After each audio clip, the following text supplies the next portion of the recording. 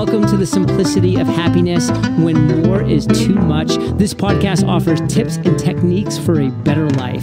And before we start with another episode of the Simplicity of Happiness podcast, I would like to remind you that you can find out all about me and my thoughts on simplicityofhappiness.com, as well as Patreon, where I am providing extra content for all of you who support me and the education of children in Africa. And now relax and enjoy the show.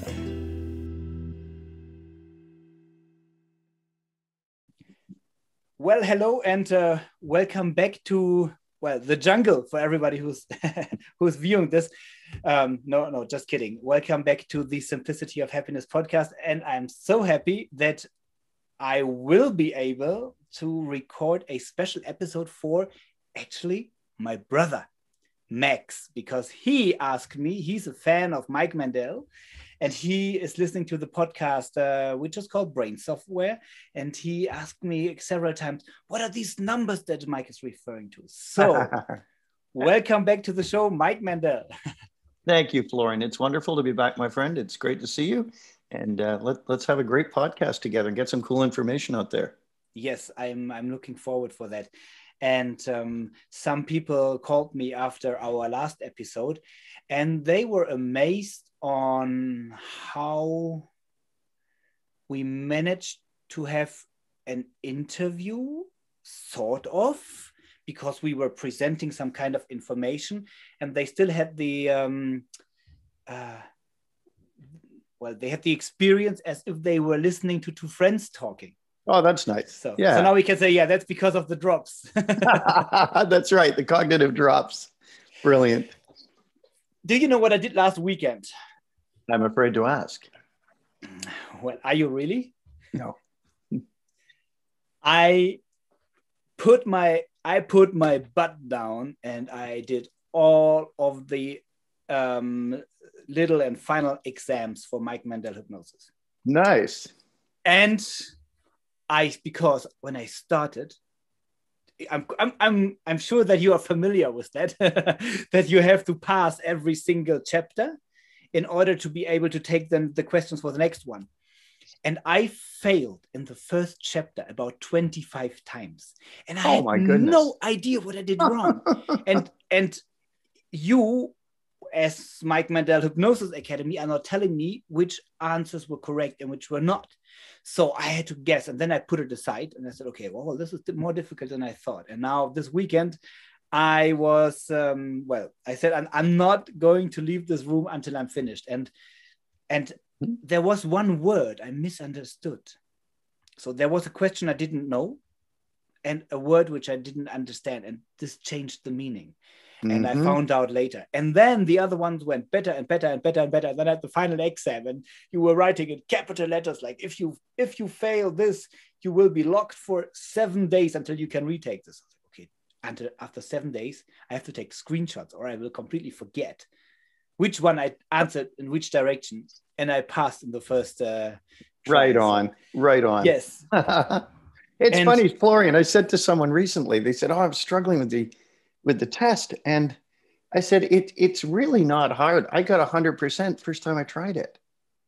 Yeah. Thanks. So I should have called you. Well, and I want to take this as a little opportunity to talk about Mike Mandel Hypnosis Academy first. What is your experience on this being digital? It's a fantastic experience. Are people actually learning something? Yeah, it's been wonderful because, as you know, you came to Toronto to train with us to the Hypnotic World Epicenter. And we also were doing live trainings once a year in London, England, and in Las Vegas. And with COVID, of course, that all shut down. The advantage we had over so many other hypnosis schools is that we had been doing online training for years already.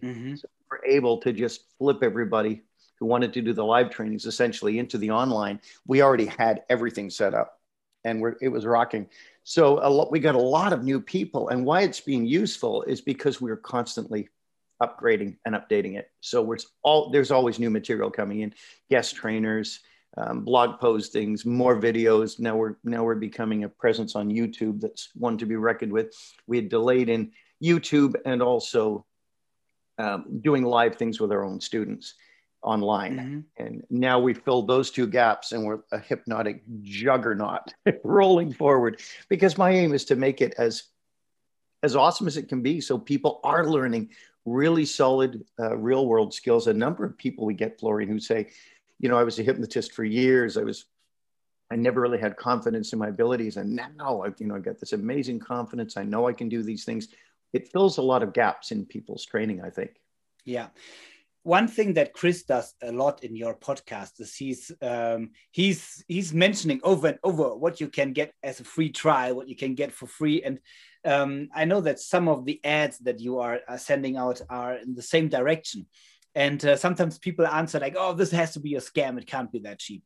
And well, you got me, in fact, with it was either rapid induction or instant, something like this. You called it one of the very fast inductions, and you gave it away for $7 Canadian bucks. Yeah. It's like, okay. It used to be 97. It was $97, and we sold probably 1,000 at that price. And Chris is big on, let's give a ton of stuff away. Let people see that we have integrity and we're giving quality stuff. You keep them as customers for life. So we give a ton of stuff away. We have a 60-day money back guarantee. I mean, we make it the industry standard. Yeah. And I thought, well, it's just one of these other online things that promise a lot and they just offer you an upsell in the video. And I watched through these videos and I didn't completely understand them at that time. I was living across the valley in Lauterbrunn in a camper van in the winter time, and we were going snowboarding every day. And in the afternoon, I was looking at these videos. And then I thought, well, that makes sense. And I'm actually learning something. And then I went for the whole hypnosis training, and I realized, I want to see you in person. And you managed to over deliver ever since. And this is something absolutely amazing, which I wanted to point out. Not like, oh, we have a new program and there's something that you can download. No, I wanted to have a little conversation about this, because if you, listener, are interested in this, I mean, go for one of these specials. Just visit Mike Mandel Hypnosis Academy and Google it and you will find the right address. And MikeMandelHypnosis.com. It's there. And which makes me ask you, Florian, have you listened to Journey to the Castle? Yes. Okay, because that's a free one. All your listeners can check out. You want to enjoy a really intriguing self-hypnosis trip. Go to Mike Mandel, and that's Mandel with one L, MikeMandelHypnosis.com/castle, and you can download it and listen to it at your leisure. It's a powerful one. I tried to pay attention to this, but of course, my mind was wandering off. By the way, do you know what Mandel means in German? I think it means almond. Of course, you know.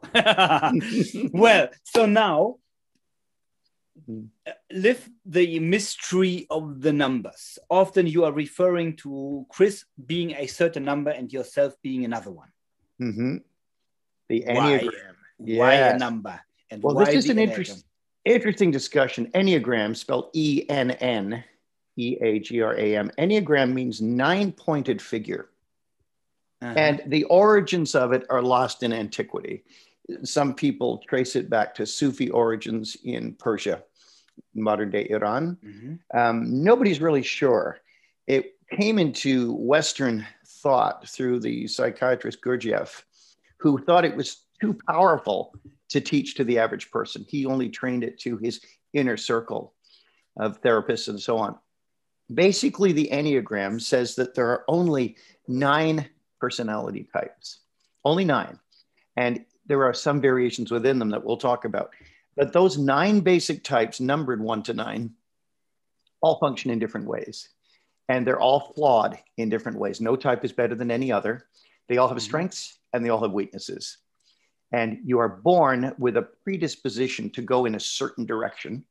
Depending on what happens to you, you will then, by your mid-20s, lock into one of these 9 types. And they are quite different from each other. But when people initially learn it, they make the beginner's mistake of going out and typing everybody they know. Oh, you're a 3. Oh, you're so obviously. Oh, you're a 7. But you can't do that because people have to type themselves. They discover who they are when they understand it. And it's not what we do that types us. It's the reason, the driving motive behind what we do. So 2 people can do exactly the same behavior, but if they're different numbers, they'll be doing it for different reasons. I'm just going to cough here. Hang on for a second, buddy.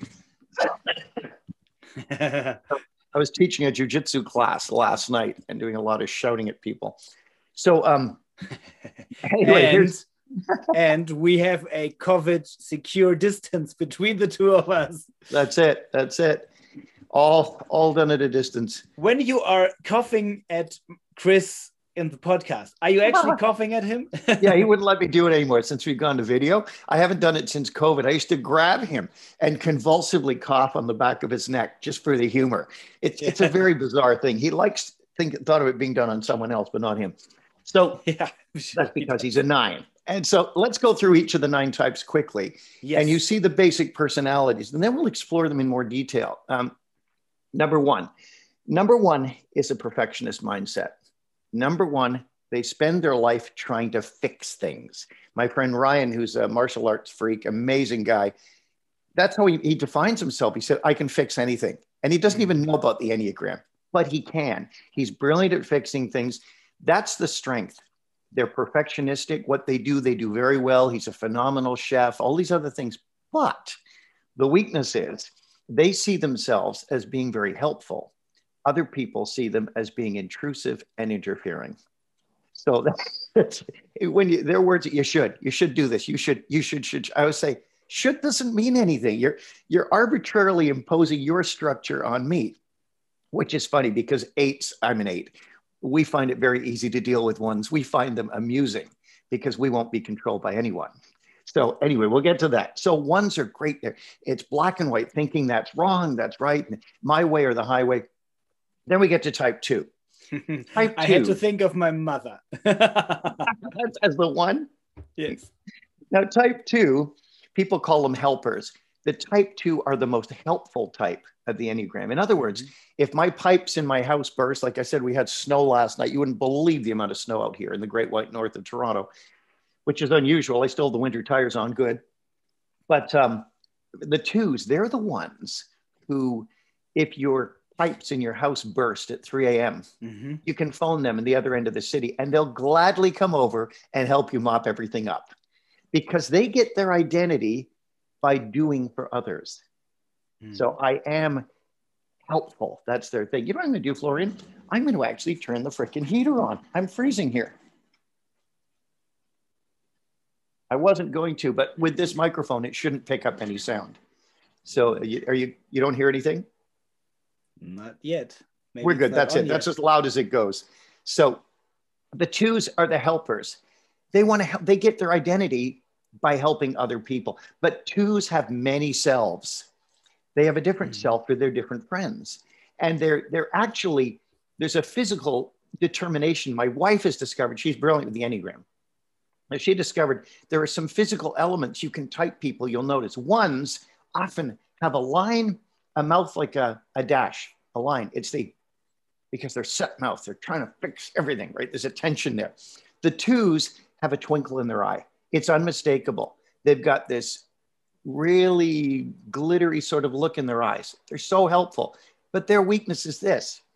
The paradox is 2s think they have no needs. They help others, right? That's how they get their identity. But the paradox, Florian, is they have a great need to be needed. Yeah. So that's called their trance. Every Enneagram type has a trance. It's the program we live until we wake up and take control. Then there's the 3s. The 3s are the American dream. Anyone can grow up and be president. I'm a success. I've learned this. I'm great. Look at how I'm running 2 companies. Look how perfectly groomed I am. I'm just fantastic. The great thing is they're really, really good at succeeding and getting ahead. The bad thing is they're emotionally bankrupt. And they don't even see the point of a lot of emotions. It's just be a success, go, go, go. And it can become pathological because threes are always less functional than they seem, because their weakness is they don't do the self-work and fix themselves and help themselves. They fix the packaging. So they look better, but they're not doing anything internal. It seems to me as if these were three types that were all not taking care of themselves. There you go. You're getting some good insights here, which brings us to 4. Yeah. I went out with a number of girls who were 4s. It's not surprising. 8s and 4s are extremely drawn to each other. 8 is considered, although we have both elements, 8s are considered the animus from Jung, the male personality, and 4s are considered the female personality. There's a huge draw there. But 4s are all emotion, all emotion. Oh, so depressive. And they wear a lot of black and purple. And classic 4s are Edgar Allan Poe, lost in despair and alcoholism, but brilliantly creative. Marilyn Manson, like all of these different types that dwell in the depths of their own emotion. The strength of it is they're super creative. But the downside is they think their emotions are the universe. So if they're in a good mood, the universe is a great place and everybody should lighten up. If they're in the depths of despair, everybody else should be unhappy. So they get very, very self-absorbed, very fascinated by their own emotions, which is a strength and a weakness. And paradoxically, in the Enneagram, opposite sorts of types are right next to each other number-wise. For example, right next to the 4, I am my emotions, I am what I feel, is the 5. I am my intellect, I am what I know. And 5s are so stuck in their head, they are out of touch with their physical body. My mentor, Derek Balmer, was a Cambridge linguist, an NLP trainer, and John Grinder, the NLP co-founder, said that Derek was more out of touch with his kinesthetic, with his physical body than any human being he'd ever met. Derek was dying of pneumonia and didn't even know, and died in 2000. So they're out of touch with their physical body. They live in their head. They plan, live in their head, but they're always afraid of not having enough. So that there can be a bit of miserliness there. Drive across town to save 4 cents on a bar of soap, like that kind of thing. The strength is they can have formidable intellects, but they can be so out of touch with the real world and their physical body, they confuse their intellect with reality. And their attitude is, if I don't understand it, it doesn't exist, putting themselves in this omniscient position. 5s, you can often pick them out. They usually, if not always, but often wear glasses. And the reason why is because there's so much in their head. They do so much reading up close that they can cause myopia at an early age. They're spending so much time in books. They're often out of touch. You can tell by their style, their physical clothing, and that will just look like they haven't got a clue. I used to say that about my parents. If fashion law was enforced, they would face a life sentence without hope of parole. So a classic example, my wife's brother is a 5, lives in his head. He was a real estate agent, a good one. He had a really nice suit and tie, and he wore freaking dirty running shoes with a suit. Not even dress shoes, running shoes, sneakers. It just looked ridiculous. Classic 5, Bill Gates. Giant, inappropriate glasses. He's being interviewed. He sits like this off to the side. He talks and his arm is going like this. Like, no, completely unaware of how much of a lunatic he looks. So you can tell I'm not exactly in love with that guy. But he's very smart.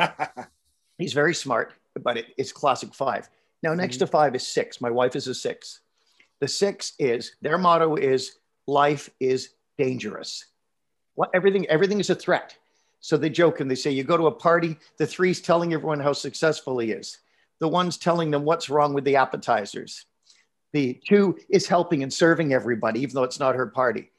The 4 is staying at home and writing poetry. She's more into herself than being involved with these people.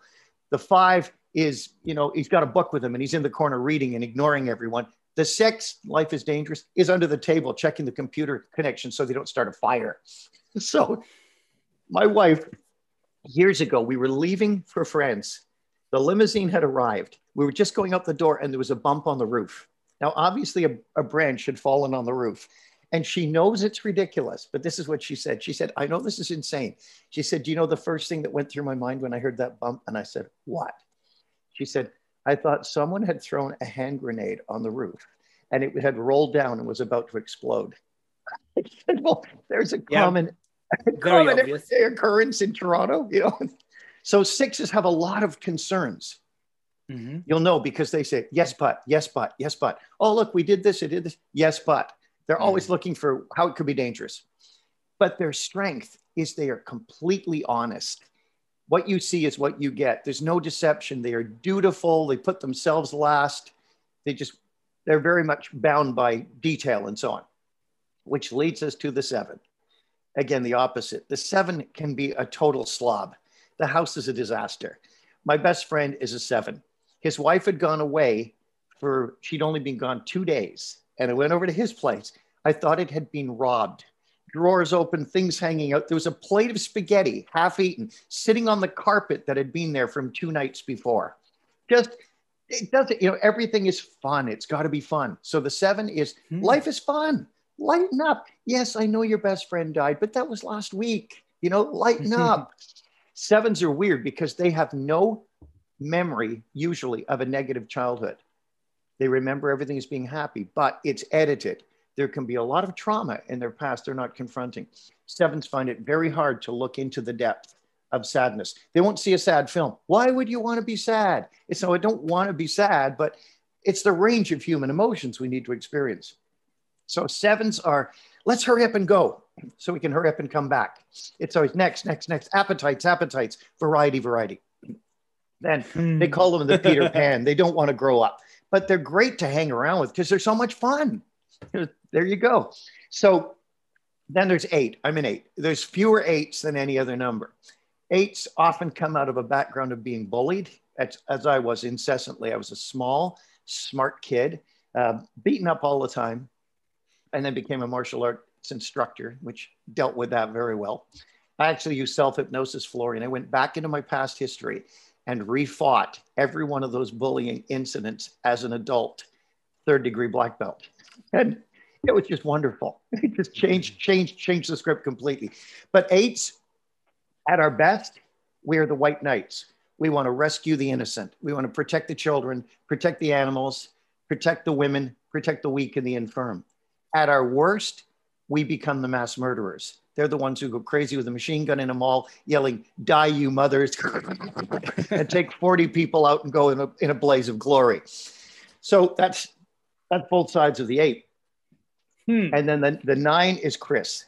Chris is the 9. He's actually a very functional 9. I hate to admit that. Functional 9. The 9 is a really interesting one because the 9s are the rapport builders. And you can tell a 9 because when you explain the Enneagram types, they say, well, I'm all of these. 9 relates to every single type. Because remember I said the 2, the helper, they have identity issues. They have many selves depending on which friend they're with. 9s feel like they have no identity and they become whoever they are with. They take on your interests, your vocal patterns, your posture. They are the rapport builders. So everybody loves them because everybody sees themselves. You know, my friend John years ago was a 9. Yes, he still is. And he and I would play these freaking military games on the computer, you know, F-15 Strike Eagle and blowing stuff up. Because I'm an 8 and I'm into, you know, weapons and self-defense. So he was just like that with me. And we had a friend who's a graphic artist and she's a 2 and she's so soft and so quiet and so gentle and oh. And she said to me once, do you know what I love about John? I said, what? She said, we're exactly the same. I'm thinking, oh God, you have no idea. So 9s become who they're with, but they feel empty inside. It can be great to build rapport, but their weakness is sloth, laziness. In fact, if there's a decision they don't want to make because it's unpleasant, like firing someone, they've got to maintain rapport. It feels terrifying to break that cord. If there's a decision they have to make that's unpleasant, they delay and delay and delay, hoping the decision will make itself and hoping it will be taken out of their hands. So those are your basic 9 types, and we all fit into one. But where it gets interesting is the Enneagram is a 9-pointed figure. And each one of these numbers, what makes it this different than something like Myers-Briggs is it has an element of what each number will do when they're under stress and what each number will do when things are going really well. Because not only are there 9 types, but there are 9 levels of integration and disintegration in each one of the types. So the middle 3 would be considered the normal levels. High functioning is very integrated. Low functioning will be the last 3. Well, let me have a look. Yeah, let's have a look, because shall we? I did. Now, you did the test? As you cannot see, yes, because I wanted to be a little bit prepared. Yes. For this.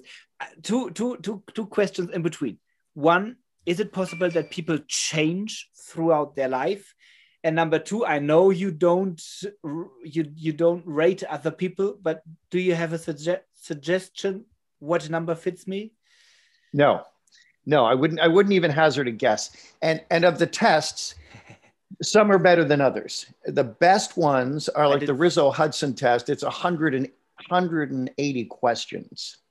And you should think of it in terms of being about age 25. But the problem is, and my wife wanted me to mention this to you, Florian, she's all about the Enneagram and many other things. She's smart. She said, one of the things we've run into is twofold. People learn about it, and I've alluded to this already, and then they start thinking they can type their friends 10 minutes after they learn about it. But it's what people are driven by, why they do it, not what they do, right? For example, I've met so many freaking false 8s. I was on an Enneagram panel, and that's a great way to learn it. They have a number of people come up from the same number, and one will be a cleaning lady, another will be a graphic artist, but they're all, when they start talking or being interviewed, you realize they're the same. I was on a panel with 2 8s, but they weren't freaking 8s. These guys are, oh yeah, I'm an 8. It's like, wait, where's your freaking weapons? What do you mean you're an 8? Have you got broken knuckles? Like, what are you talking about? You're an 8. It'd be like a biker, a Hell's Angel saying, yeah, I think I'm a 2. You know, it just doesn't fit. It doesn't fit. The other mistake people make is they will often look at the 9 types and think of which one they want to be and try to be that. And in reality, you don't change. You are hardwired a certain way, and circumstances will lead you into one of 3 things, one of 3 types with that particular thing. For example, anger types. There's 3 anger types: the 8, the 9, and the 1. The 1 directs the anger at themselves. Oh, I should have done this. I shouldn't do that. Should have done this. Should. The 9s ignore their anger. They repress it completely because you shouldn't be angry. And the 8s are external. We direct the anger outward. And so each one has a nurture element and a nature element. But when you find your type, it should be around age 25. It's good to get the people we are close to give us some insights in it, because they will deal with our blind spot. So what did you come up with? Well, I had to laugh a bit. On the one hand, I found, I'm using a lot of personality analysis. I don't call it test, because test sounds like you can fail it. Right. And I'm using the Reese profile and 9 levels. And so I'm not sure how you call it. DISG is the short version. Insights, success, insights, discovery. So there are a couple of them, and all of them have a sense of truth. And everybody who I met so far who liked the Enneagram, they were some kind of psychedelic. So it seemed to me like they are very spiritual or very religious, and so they saw the whole Enneagram thing as a as a de facto religion. And so I thought, okay, this is very, it sounded to me very unprofessional. So I didn't trust one test. I did 3 of them so that I had an idea whether they are asking the right questions or not. And it was all consistent. When you explained it to me, I had the feeling, well, number 1, yeah, there's a part of me that's number 1. And then, oh, there's a part that's number 2. And then there was a part that's number 3. I could relate to all of them. And I think I'm trying to be as peaceful as I can possibly be. But now listen to this. There's a collection next to my desk here. I'm not showing it in the video, but guess what that collection is? X's. It's what? X. You know, like cutting wood. The X. Oh yeah. Okay. Yeah. And I love collecting them. And when in Switzerland, they have so many old stuff. Whenever I find an old axe, I buy a new handle and I'm sharpening it until it's completely shiny. And then they are standing somewhere. I don't use them at all. So, well, I'm an 8 concerning to these different tests, but I could relate to all the other ones as well. Which means you might be a 9 with an 8 wing. Or an 8 with a 9 wing. No. The way that you described the 9, that's good. But when you said I could relate to everything except the 9. Okay, no, that's interesting because the element of peace. Here, 9. Can you see this? Well, no, I see an elephant. Yeah, well, the elephant. It's better to look at. So the 9 is my least. Interesting. So but I have a big 1, a big 2, big 3, big 4, 5, then a little 6. A big 7 and the major part is the 8. Hold it up. Let me see if I can see it. If you hold it in front of yourself instead of over the elephants. Okay. No, the other way. Yeah, stay there. Buddy, you're a freaking 9. You look like a 9. Here's why. I can see it. If you did a graph on me, you'd get 2. 8 would be 3/4 of the freaking circle. It's overwhelming. Those are way too equal. Yeah. That's looking you even said the word peace to me. That's the 9's freaking word. They're always looking for peace. Yeah, and this is why I asked whether it's possible to change, because no, you're not going to change. Think that I had a very different way of appearing to other people about 10 years ago. Mm-hmm. And I personally think that I changed a lot. Well, we do. And that's the integration within it, right? Mm-hmm. As we move to higher integration, here's where this gets interesting. You know the shape of the Enneagram, right? So it's a 9-pointed star. Mm-hmm. But each number connects to 2 other numbers. So when I said we disintegrate, 9 under, let's make it, okay, let's go 9. Mm-hmm. 9 under stress. When they start to disintegrate, they take on psychosomatic illnesses. They often think they're having heart problems. They can get stressed, that kind of thing that will show us physical elements. Yeah. Well, so that's maybe a good point. If I get stressed, I'm getting aggressive. Interesting. Now, the other end of the spectrum, a 9, they're the perfect triad. They only connect to each other. It's the 3. So 9s in safety, when they're very integrated, they're the good side of 3, the success, the empowering others. And that's Chris exactly. Yes. That's what he is. And then when he's, going through different things, like if there's, he's worried about his kids with COVID or something, when he starts to get stressed and he starts to take on all this weirdness, he gets on my case. And I just say to him, Chris, I said, this parenting style isn't working for me. Like, I'm not your kid. I just said, guess I can shut this meeting down. I don't care. I'm freaking 8. So anyway, all that being said, the levels of integration and disintegration, you're right. We do change over time. We should, but it'll be in the same number, but it will be towards integration. I believe we need to do self-work. As I said in the other podcast, we need to make those, the effort to grow and change. And if we don't, we stagnate, or worse, we sink into disintegration. And whereas each type has its own weird thing too. I said 4s can be depressive. They can sink into depression. 6s can sink into paranoia. 8s can sink into like violent aggression. When I was not as integrated, I was a much younger man. Let's say with hair. Probably 30 years ago. Yeah, 25, 30 years ago, had hair. And my wife was at the World Enneagram Conference, was in Toronto at Ryerson University. Mm-hmm. And she was a resource person helping out. And they had the panels and it was just fantastic. I didn't go. I had stuff I had to do. But I drove downtown to pick her up. And I was at a bad space in my life then. I was under a lot of stress. And I showed up to pick her up and they all had tags, hi, I'm a 4 and all this stuff. And I said, I'm here to pick up Heather. And she said, oh, you're Heather's husband. I said, yes. And one of the trainers said, yeah, she's a 6. I said, yeah, she's poster girl for 6. And she said, do you know your number, young man? I said, yes, I'm an 8. And she said, I don't think so. I said, do I have to break your legs to prove it? And she said, you're an 8. just right into the aggression was just right there. This is like an elderly woman I'm saying it to. But that was then. But realize, Florian, you're going to be influenced by the number right beside you. So if you think a 6 sitting on a couch, the middle of a couch, on one side is 7, on the other side is 5. Now, a 6 who leans more towards 5 will be much more studious, much more in their head, much more learning. The 6 who leans more to 7 will confront their fears. They'll be a counterphobic 6. They'll be much more adventurous, much more needing variety. They can seem a little more laid back, not as anxious as the 5-6. So you'll be affected by the number you lean towards.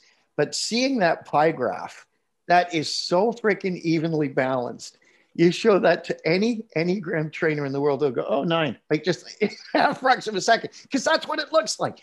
The strength of that, though, is you can draw from all these different numbers. It's a wonderful thing. You just have to make sure that it's what you want at any given time. But there's a power in that. The 9 is everybody. It's a very common number, actually, too. I'm an 8 with a 9 wing. The 8 with the 9 wing, we're not overtly aggressive. We don't cause problems for people. We're the grumpy bear. No, normally. No, I'm a good guy. We're the grumpy bear. We just want to sit and have our cup of hot tea or our beer and our cat and the fire and our enclosed space that we control. And we just want to be left alone. It's only if you come in and wake up the dragon, then there's going to be a problem. But 8 with a 7 wing is much more frantic, much more. I had 2 friends, 8 with a 7 wing. One of them never got his life together. He's got a crap job now. He's a smart guy, but he's just too scattered and too frantic with the aggression of the 8 under the surface. Puts people off all the time, doesn't realize the impression he's making with his aggressive comments and that, because the 7 just brings all these options and fun. The other one's dead, drank himself to death. And he was a young man and ruined his life. And he just couldn't control his 7 appetites that were driven through the 8 energy of aggression. So I'm much happier to have the 9 wing. Profile says 8 with a 7 wing. 7 so wing. That doesn't look, it doesn't sound too promising, but in fact, I can see myself in certain situations. So I do a lot of different things. I have a lot of variety. Snowboarding, yes. Elephants, swimming with dolphins, NLP, hypnosis, podcast. You do a lot of things, man. You do. A lot of variety. Chicken safari, boat. Yeah. See, I don't do any of that stuff. Yeah. That means you got to go out from your cave. a mentor of mine said he calls me the Renaissance man. Nice. Like, because he said in Renaissance, people like those who were educated, they could do a lot of things themselves, like Michelangelo and people like this. And I'm always just smiling a bit, but I like myself like a Renaissance man. Now that's interesting, because I too have been called a Renaissance man, because it's language. I never heard it before, by the way. It's language, it's martial arts, it's culture, opera. I was an opera critic, I was a wine judge, but all of these things are to fill out the personality. Yeah. You know, we give ourselves classical educations, which are lacking now. I read to Chris yesterday, he was talking about my writing. When I was writing blog posts, he said, I'm writing at too high a level for the reader. He said, it's got to be a grade 8 level. I said, I can't write at that level. I write the way I think. And, you know, other people do the same. But here's what made it interesting. I went and got a book called Wide Open Windows. And I said, Chris, listen to this paragraph. I read it to him. And he said, yeah. I said, you know what that is? And I held it up. I said, this is a public school grade 5 reader from when I was a kid. That's how advanced the language was at grade 5. It sounds like high school level now. So I said, I'm not going to dumb down the way I talk and write. You're not going to control me. There's the 8. You're not going to control me. Do you resist being controlled? Say that again. Do you resist being controlled by other people? Well, I don't resist. I am not controlled. Exactly right. Exactly. Right answer. Me neither. That's why ones make me laugh, because they try to control. You know, it's just not going to happen. Yeah, no, this is freedom. My value number 1 is freedom or liberty. Yeah, that's a great one. I've had that as my number one for many, many years, and security too. That's the 9-wing comes in. But what's interesting is the axes. I totally understand that. Axes are a tremendous weapon for narrow hallways, especially tomahawks. Are you using this for your when you used to do therapy? I did. Not so much in therapy as in our personal lives. You know, we started to realize that we had a fake 8 in our life, a friend of mine. And he was martial arts and all these things, but he was a 4. He was a 4. There's an angry 4. And he's a painter, and he was a hairstylist, and he was a musician. And 4s have their art.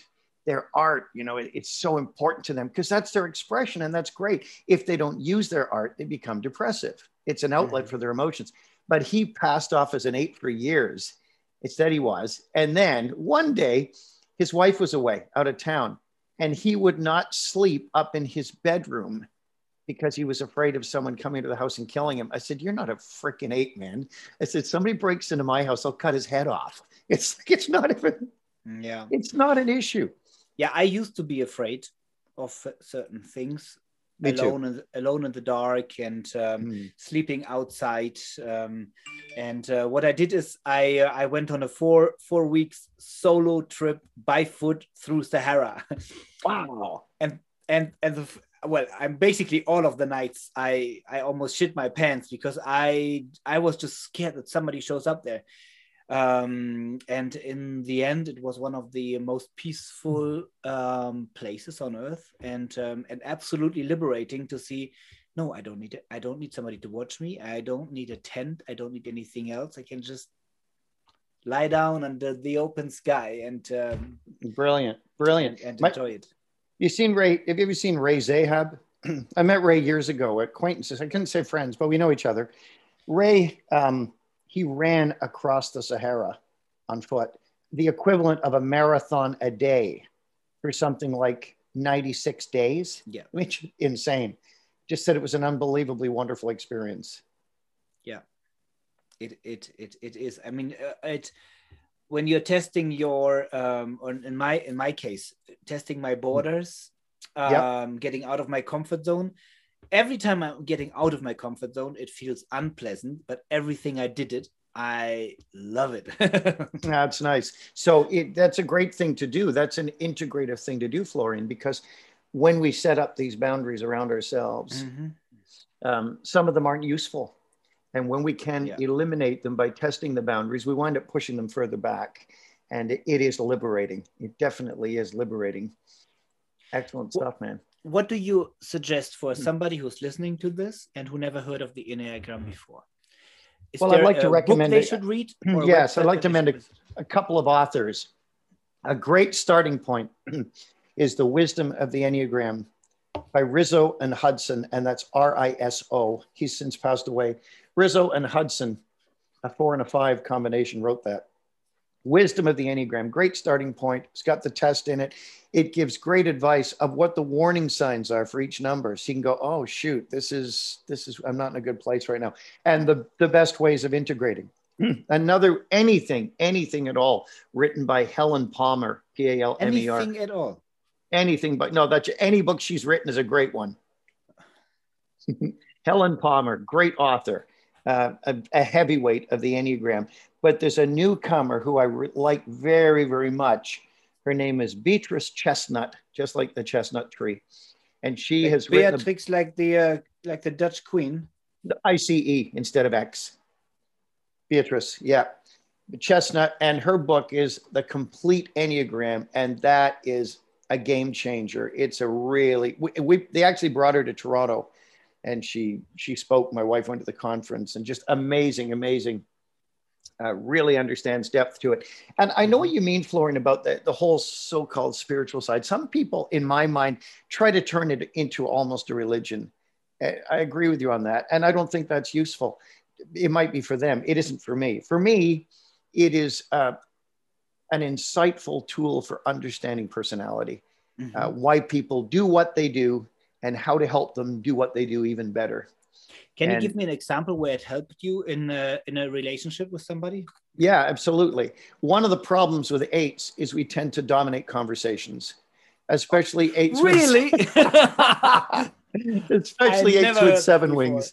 Seven wing makes it worse because there's more variety. And so one of the hardest things for me, but one of the most useful, was recognizing I can go to a social gathering or an event and just sit there quietly and just be and listen. And I don't have to take control. I don't have to run my trance. Oh, I'm here. Watch out, world. I'm freaking here. No, I can sit back, be more going towards my five wing. You know, the connection point of five, which is more the brain and so on. And I can sort of take it easy and observe and answer questions and so on. But I don't have to be front and center. I don't have to be on stage. I don't have to be running it. And that at first felt stifling. Well, I want to say this. And my wife is always saying to me, stop finishing my sentences. Stop talking over me. Just stop. And I'm getting better, but I'm not there yet.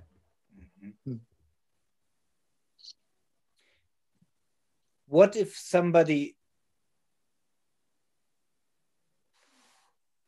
could picture themselves when you were talking about, like me, when you were talking about the bad habits of an 8 with a wing 7, and I could see myself. What am I going to do? What? Excess? Me? Yeah, it can bring on excess. The desire for more of the 7, the fear of being deprived. And when you drive that with the insane energy of the 8, like the 8 motto is too much, too late, too loud. It's excess. It can be excess because the energy is so strong. When you add that to the 7, it is energy strong in so many different directions. And that's a very, very hard thing to overcome. One of the most interesting lately was a friend of mine who's a 2, friend of my wife as well. What am I going to do with that? And what is somebody else who saw themselves, on some number that you mentioned, I said, oh, that's me. And I see that I'm on the depressive side. I see that I'm, what are they going to do with it? Well, that's it. That's it. The same. I'm giving the 2 as the example. Okay. Remember, 2s need to be needed. They have no needs themselves. They help. Yeah, let me help you. Let me do that. They're bright-eyed and everything. She went through a lot of problems lately. And the hardest thing for her was reaching out because she doesn't have any needs, right? So I contacted her and just phoned her out of the blue. And I said, listen, I know you need to be needed. And you know the Enneagram inside out. You're in a bad place and you're running your own trance. When we're running our trance, the program runs us. And her program, no, you don't need it. Just subverting all her own needs for other people. And she started crying. She said, that's exactly what I needed to hear. I said, you said needed. Listen, recognizing we are running our trance is the first step. Recognizing I'm being too aggressive, I'm dominating. That's the first step. Recognizing for 7s, I'm frenetic, I'm frantic, I'm going after too many things. Recognizing for the 4, okay, I'm becoming so self-absorbed that I'm not pleasant to be around. It's all about me and I'm inside and depressive. 6 is recognizing I'm anxious about everything. I've got to take a breath and calm down. When we read one of these great books and learn what our trance is, we can wake up. It'll never be permanent, but wake up for longer and longer periods. Step back from it and say, that's not me. That's the trance. I don't have to be aggressive all the time. I don't have to need more and more and more. I don't have to be depressive. I don't have to, correct everybody and fix every flaw. That's the programming. And when we dissociate from it, and I know you understand me as a hypnotist, we dissociate, we step outside that, we start to climb the ladder of integration because now we have choice. And the NLP maxim is choice is always better than no choice. So we have options to stop running it for longer and longer periods of time. And it can feel very, very difficult. Yeah. It can feel very hard, but it's very useful. It's funny that I did a lot of these things over the last years. One that I say very often when I'm introduced to a new group, I tell them that I have the tendency that people think I'm arrogant and dominating everything.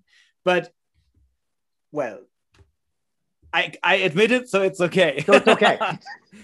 And then they laugh at me and they think I made a joke about myself, and then it's not that bad afterwards. It's still annoying to them, but they lose the fear to say, hey Flo, now let me finish the sentence, or whatever it is.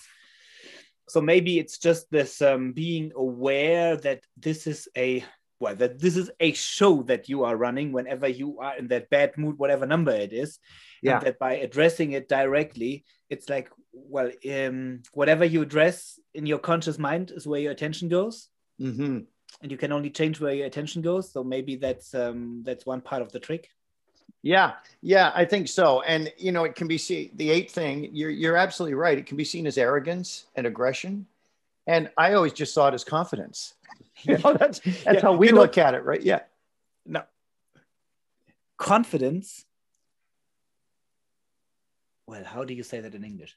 Confidence only looks arrogant from below. Oh, that's nice. Yeah. But this is, be careful who you say. It's good that we don't have any listeners right now. But this is a sentence where there's a German phrase which I understand the concept is nice. Super arrogant, and it is something that I can drive people nuts. And if I do this with an arrogant voice, but then if I smile, they're just like, you're just a piece of shit. I know. The smile becomes the softener. That's very clever. It's a woman said to me once at a conference, she said, you're an 8. She said, I don't like 8s. I said, that's a big sweeping statement. None. She said, no.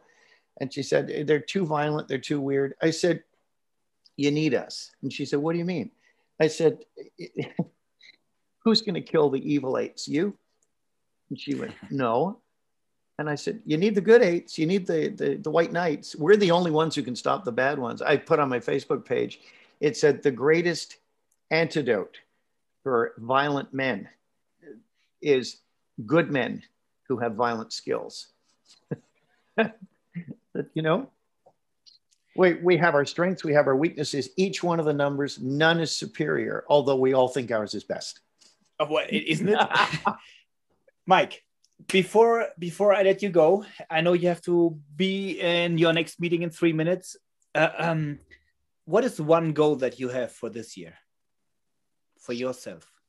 This year, it's to do the greatest live hypnosis trainings we've ever done, which is going to necessitate COVID stopping, but it doesn't prevent me from prepping in advance and building it, building structure. Well, what about you? Well, attending one of the greatest live trainings. Yeah, I want to come back to Canada, and having spent the whole weekend with your voice in my head, it's amazing how much I can learn when I evaluate that. And one of the positive things about that whole online academy is that, well, actually, you are as you are live, and if I can connect better live, but then I have your whole persona in my mind when I see it on screen, and it helps me a lot. But nevertheless, I want to take it on another level, and for that I think I need some help, although I don't like to admit that. Of course not, buddy. We'd love to have you back in Toronto. You wouldn't want to be here now because, believe it or not, it is still snowing. Well, right now. So let me wait until COVID is over. I have my own snow over here. Mike, big hello to Chris. Thanks for being you. Thanks for being on the show again. Max, I hope you know the numbers now. And thanks for being on the show, Mike. A pleasure. Viel Glück, mein Freund. Merci beaucoup. And good night.